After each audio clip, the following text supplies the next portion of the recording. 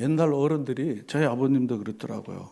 싫어하는 것 중에 한 가지가 무언가 하면 병원 가는 겁니다. 예전보다는 많이 나아졌지만 웬만큼 아프지 않으면 병원에 잘 안 갑니다. 내가 뭐 어때? 뭐 이 정도는 내가 그냥 견딜 수가 있어. 그리고 옛날 습관이 있어서 병원 가면 돈이 드는데 그냥 있지 뭐. 그러다가 참기 어려울 정도가 돼야 겨우 이제 병원에 이제 가는 경우가 있습니다. 그러다 보니까 말하자면 병을 키우고 큰 어려움을 당하는 경우가 왕왕 생기는 것을 볼 수 있습니다.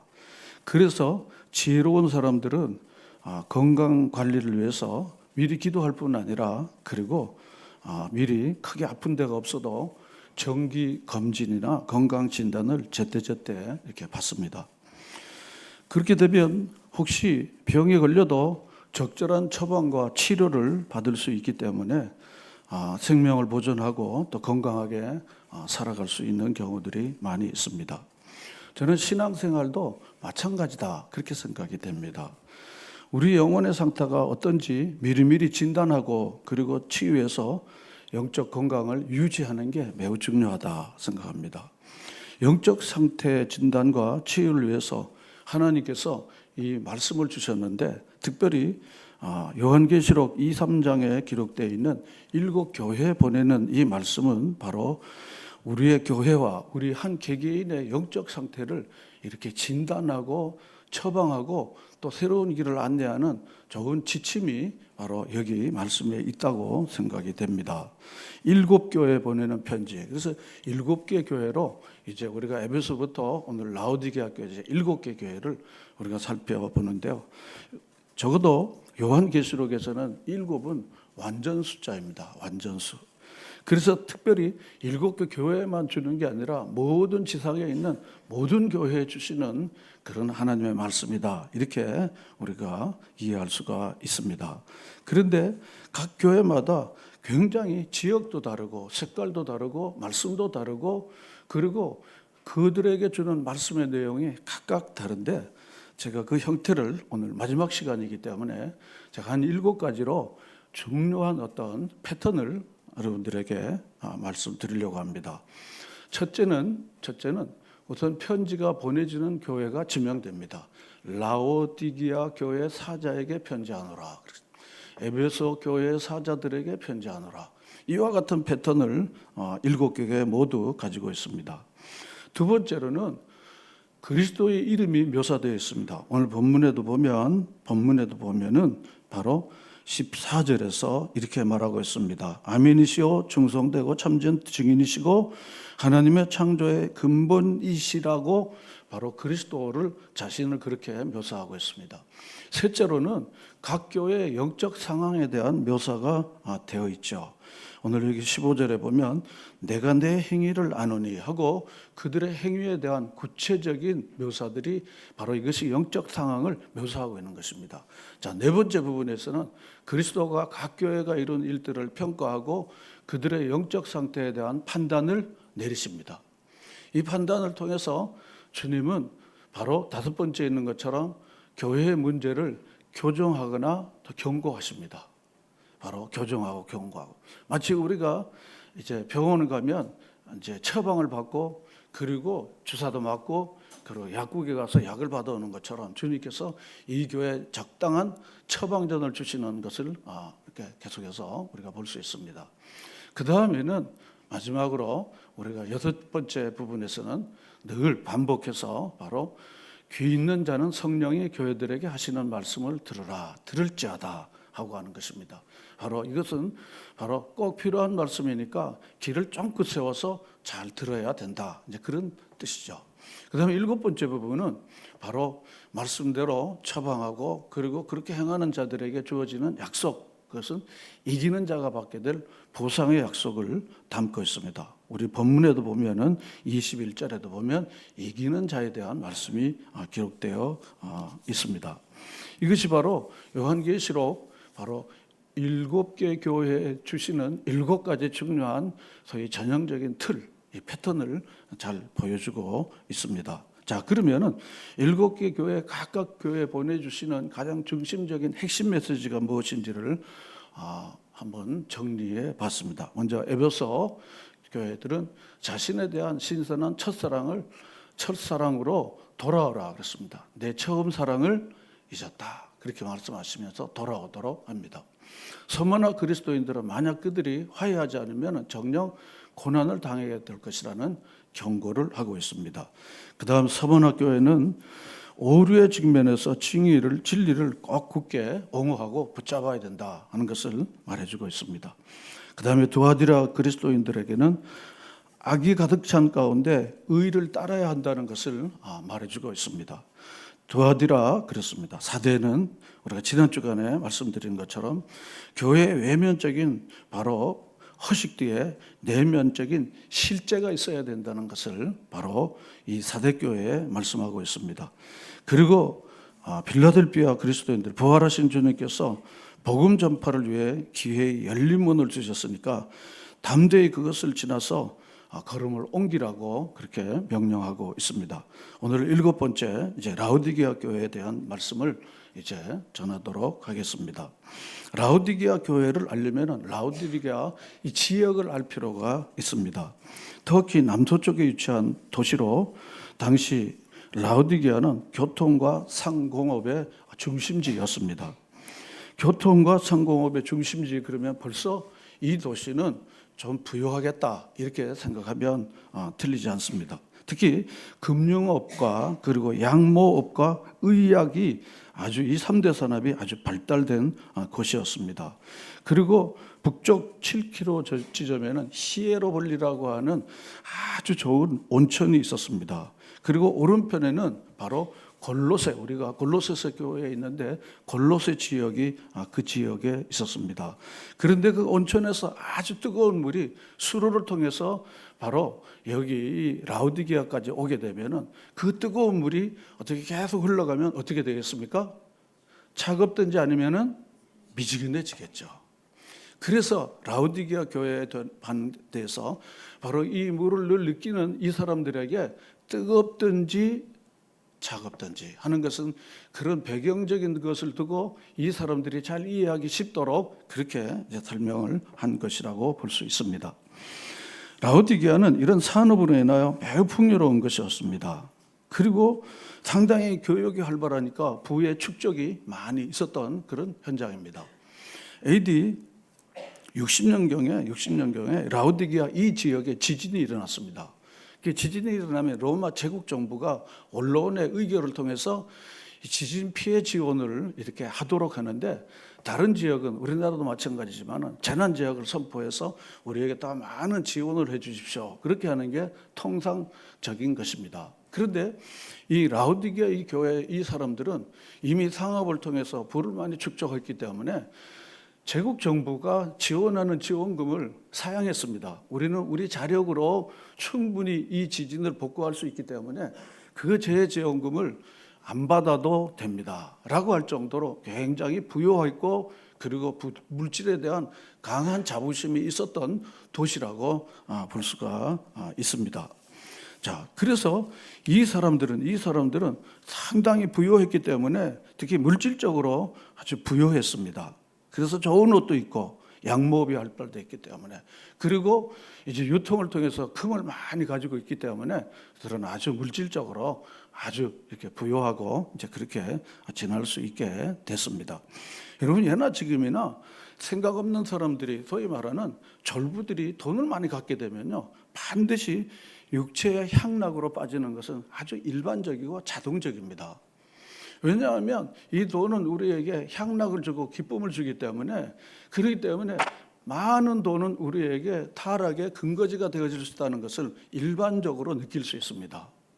아이들도요, 조금 더 버놓고 돈을 많이 주면요, 애들이 상당히 아주 나쁜 쪽으로 가는 것을 제가 오랫동안 많이 이렇게 봤습니다. 그래서 애들에게 꼭 적절하게 하는 것은 매우 중요한 일입니다. 어쩌면 조금 부족하게 지내면은 소중한 것도 알고, 가난한 자들의 어려운 것도 알고, 그리고 이 밥 한 술이 얼마나 소중한 것들을 아이들이 자기 삶을 통해서 체험하기 때문에 조금 부족한 게 더 나을 수 있다는 생각을 가질 수가 있습니다.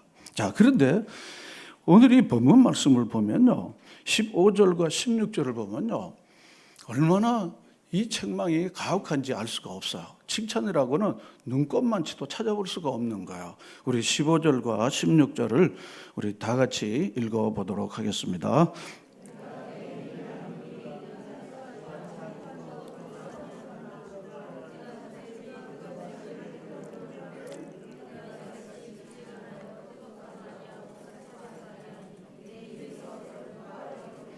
예, 내가 내 행위를 안다. 이것은 바로 오랫동안 계속해서 반복된 표현이었습니다.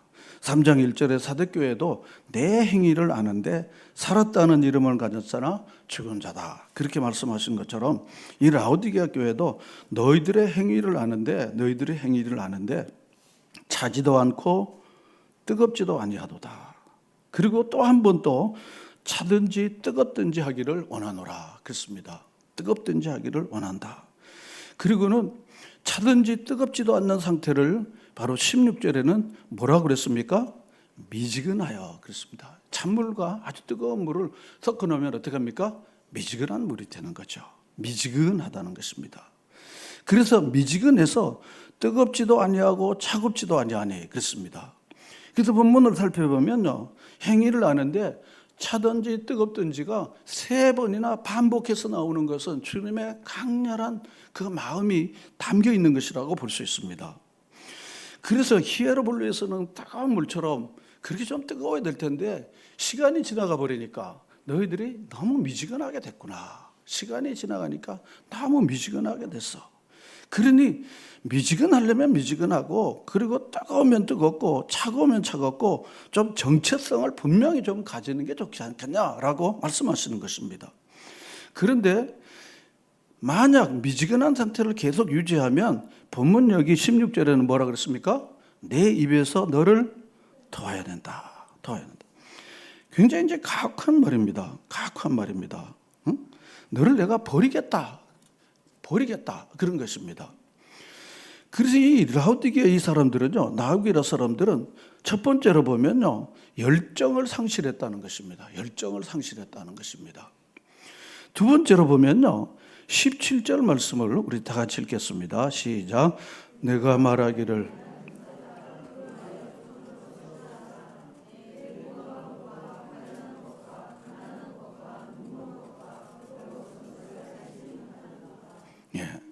너는 너들 스스로 말하기를 나는 부자야. 우리는 부유해. 그래서 우리는 부족한 게 없어. 그래서 우리는 로마 제국 정부가 지원하는 것도 우리가 자존심이 상하고 우리는 부유하기 때문에 그걸 사용했어. 우리는 계속해서 양모업도 하고 그리고 금 생산도 하고 그리고 의약품도 많이 만들어서 우리는 물질적으로 부유하기 때문에 우리는 전혀 부족한 게 없어. 이렇게 굉장히 물질적인 어떤 부요에 대한 자만심이 이들에게는 가득 찼습니다.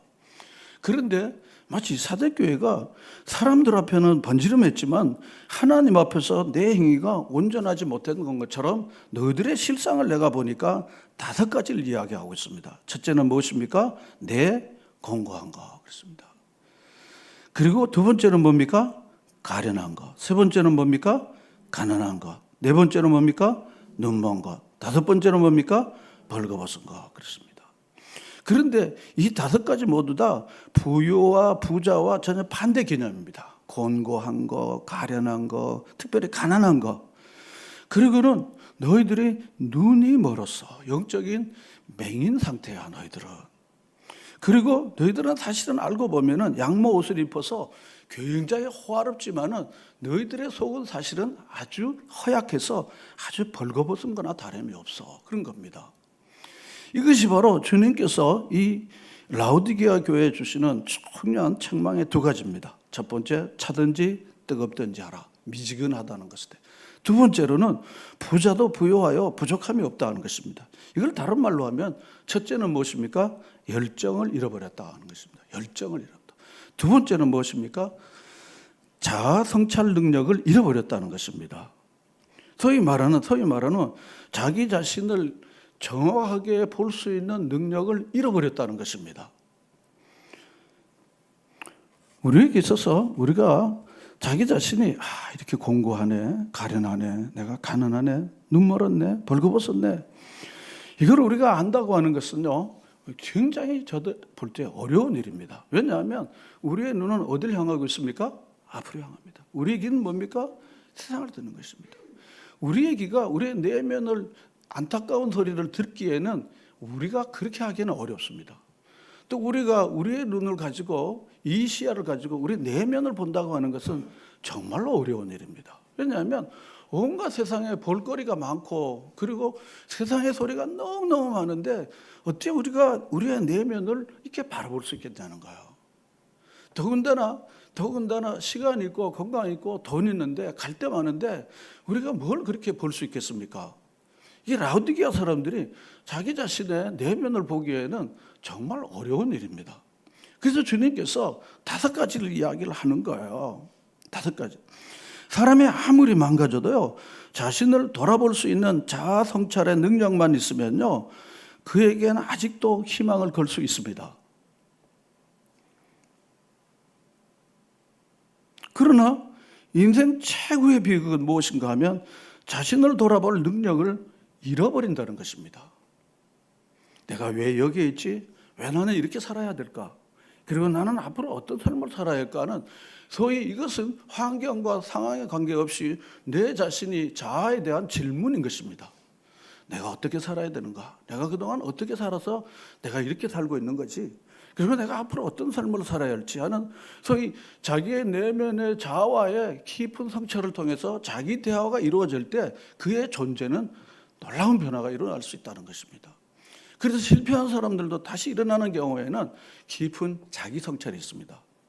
그런데 실패를 해도 못 일어나는 사람들은 주변의 환경에 계속해서 초점을 맞추고 그리고 환경에 대해서 계속해서 할 때 결국 일어나지 못하고 자신과 타인과 함께 쓰러지는 경우들을 우리가 많이 보게 되는 것입니다. 이것을 오늘날로 말한다면 자정 능력의 상실이다 그런 것입니다. 지금 지구 환경에 상당히 어려움으로 이 바다나 이 하천들이 자정 능력을 잃어버리게 됐습니다. 웬만한 오염이나 이물질이 와도 하나님이 창조하신 이 피조물 세계에는 소위 스스로 정화할 수 있는 능력을 주신 거야. 공기도 그리고 물도 하천도 바다도 다 그렇습니다. 근데 지나치게 많은 오염물질로 자정 능력을 잃어버리게 돼서 점점 나쁜 쪽으로 가고 있는 것을 우리가 지금 느끼고 있습니다.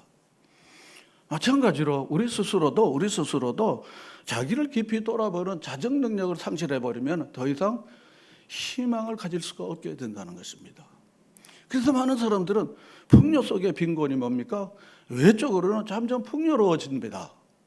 그리고 점점 풍요로워지만 정신적으로 영적으로는 굉장히 빈곤해지는 거예요. 그래서 이걸 풍요 속에 갈브레이드라는 경제학자가 어떤 데는 쌀이 남아 들어가는데 어떤 데는 쌀이 너무 부족한 걸 칭해서 풍요 속의 빈곤 이렇게 말했지만 이걸 오늘날 적용해 보면요 외적으로는 번지름하고 다 풍요롭고 그렇지만은 정신적으로나 영적으로는 대단히 빈곤해 있다는 것입니다. 그리고 삶의 고뇌가 많고 회복 탄력성이 없고 점점 삶이 피폐해지고 어려워진다고 하는 그런 말인 것입니다. 그래서 이 자정 능력을 상실해버리게 된 것입니다. 그래서 내가 여기 왜 왔고 그리고 나는 지금 뭘 하고 있고 나는 어떤 삶을 살아야 되는지 이걸 우리가 생각할 수 있는 여유가 없이 우리는 뭔가에 계속 쫓기는 인생을 우리가 살고 있는지도 모릅니다.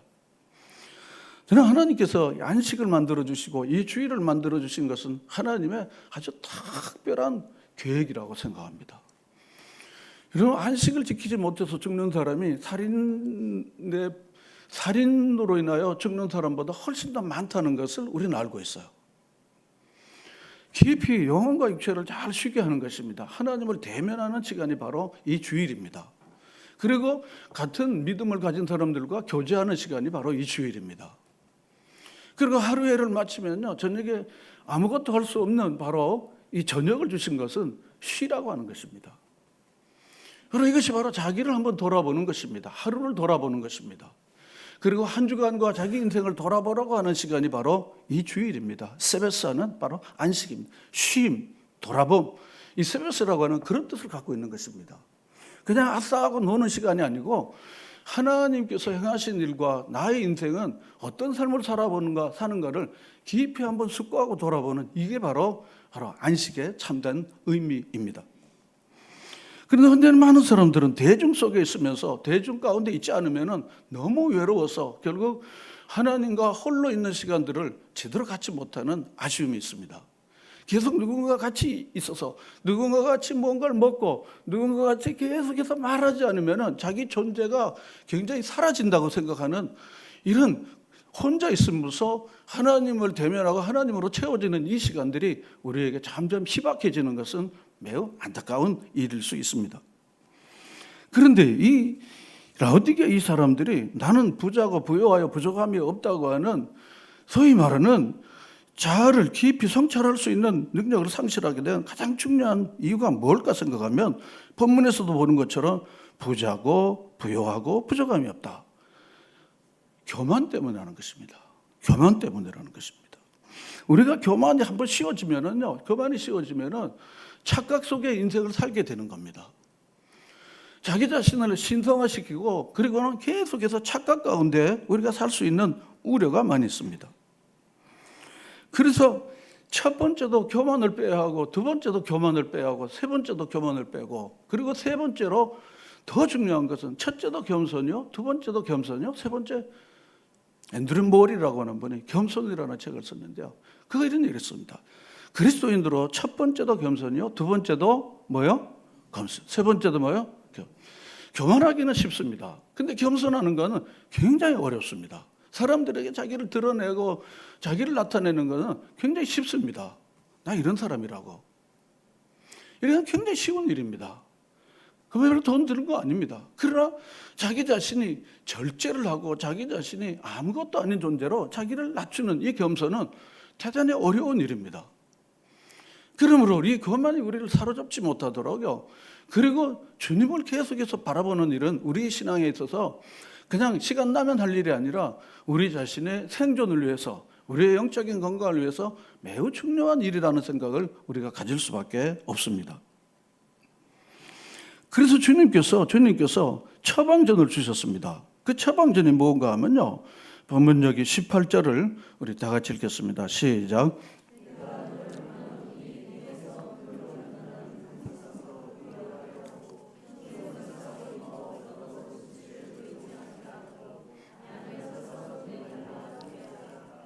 여기 보면 내가 너를 권하는데 이 권면이 바로 이 라오디게아 교회의 문제에 대한 주님의 처방전입니다.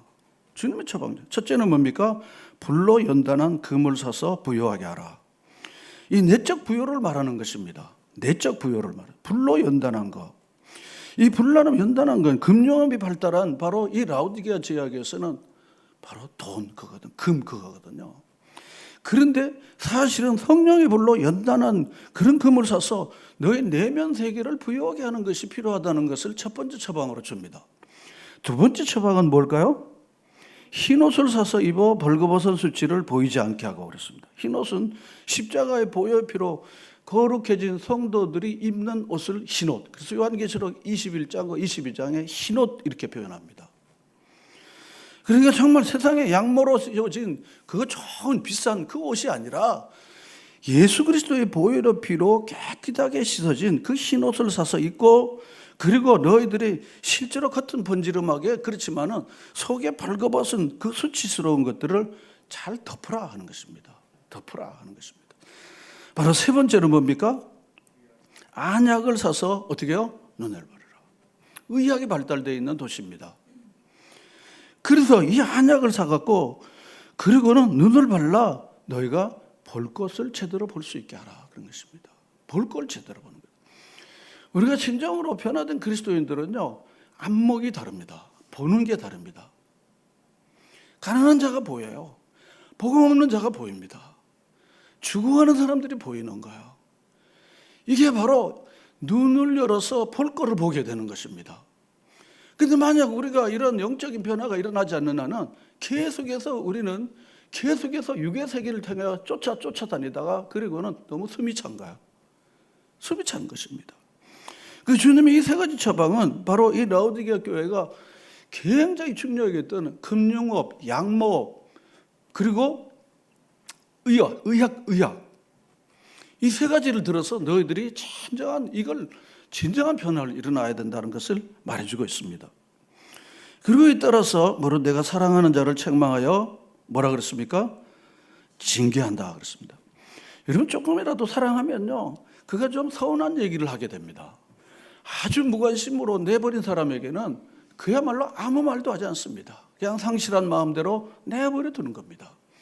여러분 자녀들이 사랑하는 마음이 있기 때문에 자녀들에게 때때로 자녀들이 싫어하는 말이지만 소위 말하는 책망을 하게 되고 잔소리를 하게 돼요. 왜냐하면 그 동기는 무엇입니까? 잘 되라고 하는 동기가 있지 않습니까? 바로 그런 겁니다.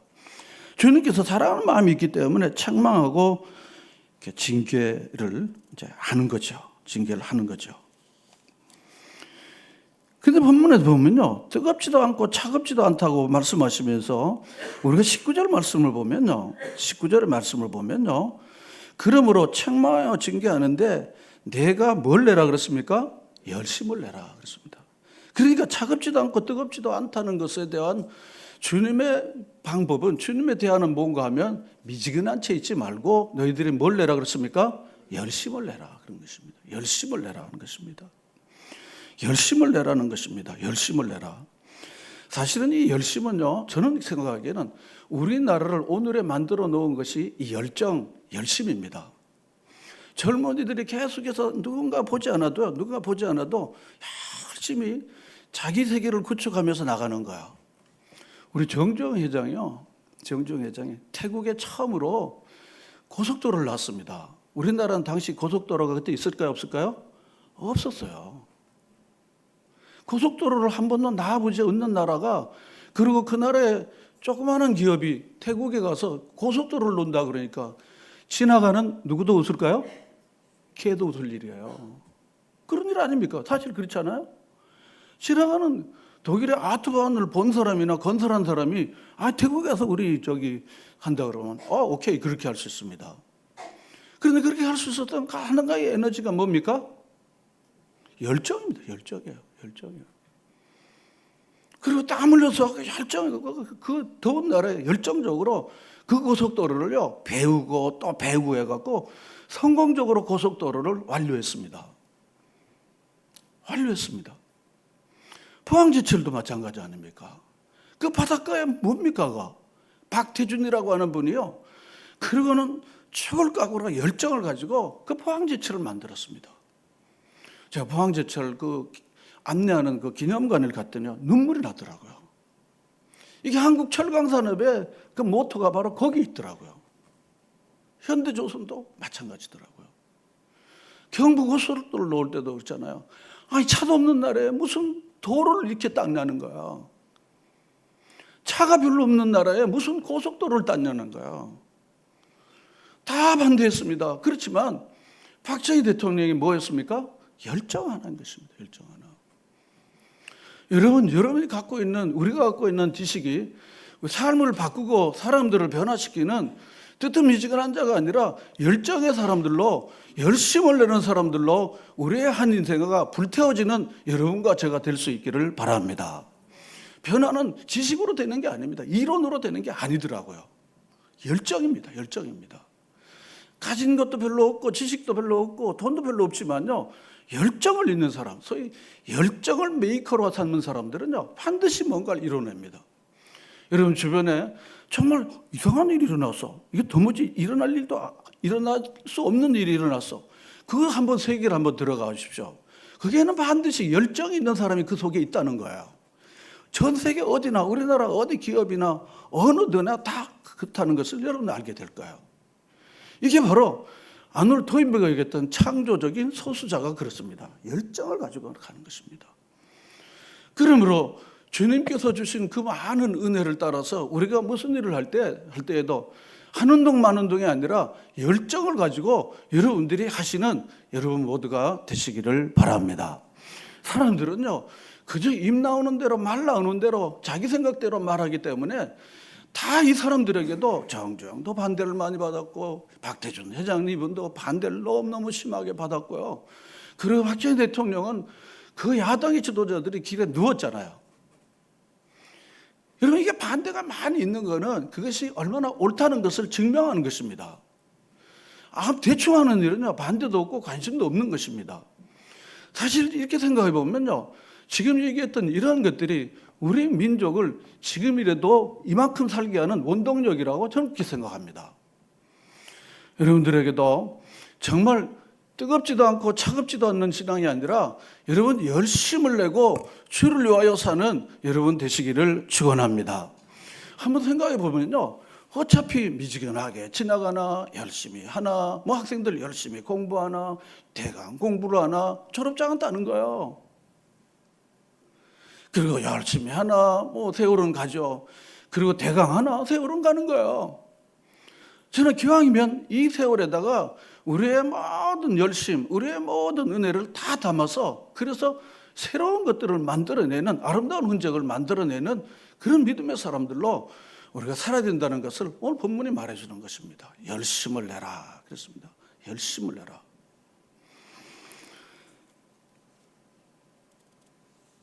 이 열심을 우리가 지속하는 일은 무엇입니까? 3장 20절입니다.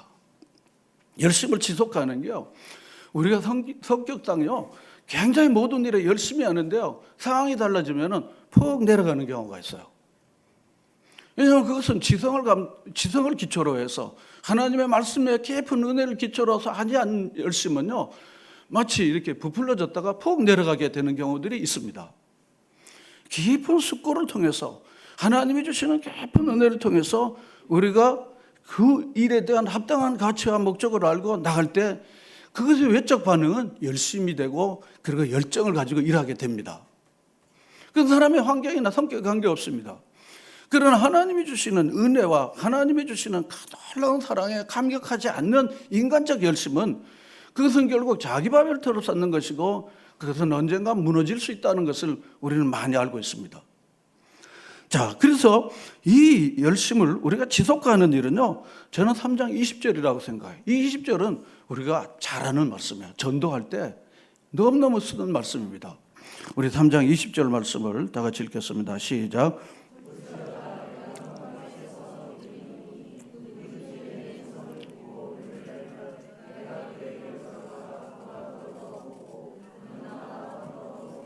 네, 습니다. 주님께서 우리의 마음의 문을 두드리신다는 거예요.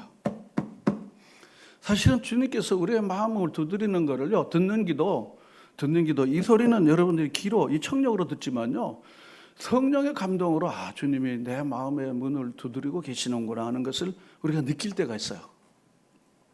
마음의 문을 이렇게 두드리는데 누구든지 내 음성을 듣고 그리고 마음의 문을 열면 내가 그에게로 들어가 그와 더불어 먹고 그는 나와 더불어 먹으리라 그랬습니다. 그러니까 주님을 내 주인으로 문을 열고 주님 오시면은, 그 음성을 듣고 오시면은, 그러면 내가 그에게로 들어가 그와 더불어 먹고 그는 나와 더불어 먹으리라. 주님과 일체가 되는 교제를 한다는 것입니다. 그러니까 주님이 내 안에 있고 내가 주님 안에 있다는 것입니다. 바울의 고백을 따라 내 안에 계신 그리스도인 것입니다. 내 안에 계신 그리스도. 그러므로 내가 사는 것도 그리스도고 내가 죽는 것도 유익하고, 이게 바울의 빌립보 이 고백이 바로 그런 것입니다. 그러면 주님은 때때로 아쉬울 때 부르는 아르바이트생이 아니고 내가 곤란할 때 날 좀 도와달라고 하는 응원병으로 임시로 이렇게 부르는 분이 아니라 주님과 늘 교통하고 교제하는 것입니다. 그것이 바로 우리가 주님과 늘 교제하는 것입니다. 주와 동행하는 것입니다. 언제요? 예배 시간뿐 아니라 우리 일상에서 주님과 늘 동행하는 것입니다. 내 안에 계시고 내 곁에 계시고 나에 앞서 가시고 그리고 나를 도와주시는 이 주님과 함께 동행하는 것입니다. 그렇게 매일 주님과 함께하는 이들에게 우리가 지속적으로 주님을 바라보고 주님이 주신 은혜 때문에 우리가 열심히 주를 위하여 살 수 있다는 것입니다. 열심히 주를 위해 산다는 것입니다. 저는요, 우리가 이렇게 살아본 삶 가운데서요, 후회스러운 삶은 뭡니까? 게으른 거예요. 죄 짓고 살고 아무것도 안 하고 그냥 세월만 보낸 게 그게 후회스럽습니다. 그런데 뭔가 좀 마음이 뿌듯한 건 무엇입니까? 조건과 어려움이 있음에도 불구하고 나름대로 열심히 산 거예요. 열심히. 이 열심 안에는 뭐 뛰어다니는 거, 공부한 거, 기도한 거, 또 해말라고 막 댕긴 거 그런 겁니다. 그런 것들은 아름다운 흔적으로 이렇게 남게 되는 겁니다. 그래서 오늘 이 본문에 있는 말씀처럼요, 이와 같은 삶을 우리가 살아낼 때 바로 이 깊은 교제를 통해서 하나님이 주시는 그 풍성한 은혜가 여러분 성도들 모두에게 늘 예배 시간뿐 아니라 날 넘치는 생활이 여러분 가운데도 일어나기를 바랍니다. 그래서 예수님과 함께 산다. 나는 예수님과 함께 산다. 예수님이 날마다 내 길을 인도해 주시고 예수님께서 항상 나를 만져주시고 그리고 나를 날마다 이끌어 주신다. 주님과 계속 깊이 있게 주님께 초점을 맞추고 교제하는 분들은요, 항상 주님께서 우리에게 마음에 선한 일을 주십니다. 너 이렇게 해야 되지 않겠냐? 너 이거 하면 좋겠다. 주님은 항상, 그리고 우리에게 악은 모양이라도 담지 않을 수 있도록 주님께서 우리에게 늘 그렇게 말씀해 주세요. 그래서 항상 주님을 바라보고 나아가니까 마음은 평안하고 그리고 열심히 주의 일을 하는 사람으로 자기 자신이 지나보니까 어느덧 변화된 자신을 주변 사람들이 그렇게 얘기하고 자기 자신도 그런 삶을 살게 되는 것입니다. 그래서 다윗같이 여호와는 나의 목자시니 내가 부족함이 없다. 푸른 초장 쉴만한 물가로 나를 인도해서 원수들이 보는 앞에서 내게 뭡니까? 상을 차려주시네. 주의 인자와 자비가 항상 내게 넘치는 삶을 우리가 산다는 것입니다. 그러므로 여러분 주님과 함께 잘 살아가는 이번 한 주간은요, 주님의 십자가의 길을 한번 깊이 묵상하는 한 주간이 꼭 되시기를 바랍니다. 자, 그렇게 하면 주님과 내가, 주님과 내 안에, 주님이 내 안에, 내가 주님 안에 있는 소위 하나 되는 이 삶을 우리가 살게 되는데, 바로 이기는 그에게는 보좌에 함께 하여 주기를 내가 이기고 아버지 보좌에 함께 앉은 것과 다른 말, 바로 이와 같이 이기는 이 사람들에게는 바로 주님이 보좌 앞에서 앉은 것처럼 주님의 그 보좌에 앉게 해준다는 것입니다. 유명 인사하고요, 한번 악수만 하고 사인만 받아도 너무 좋아요. 그리고 그 사람하고 함께 지나간 것도 굉장히 좋아합니다.